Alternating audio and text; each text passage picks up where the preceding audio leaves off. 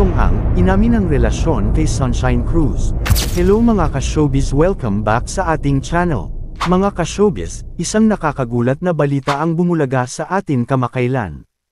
Ang kontrobersyal na negosyante na si Atong Ang, kinumpirma mismo ang kanyang relasyon sa aktres na si Sunshine Cruz. Ano nga ba ang kwento sa likod nito? Alamin natin ang buong detalye.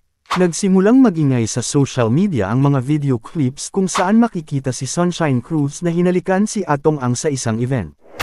Sa unang video, makikitang lumapit si Sunshine kay Atong, na nooy nakaupo, at hinalikan siya.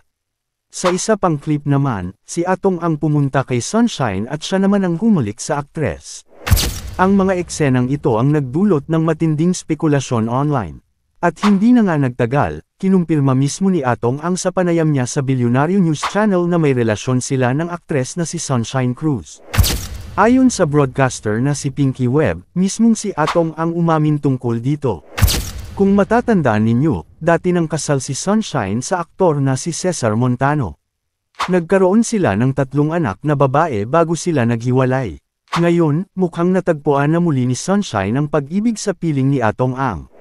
Samantala, si Atong naman ay dati nang naiuugnay sa aktres na si Gretchen Barreto. Ngunit hanggang ngayon, walang naging kumpirmasyon mula sa magkabilang panig tungkol sa kanilang relasyon. Sa gitna ng mga haka-haka at kontrobersya, ang tanong ng lahat, ano nga ba ang magiging reaksyon ng publiko sa bagong kabanatang ito sa buhay nina Sunshine Cruz at Atong Ang?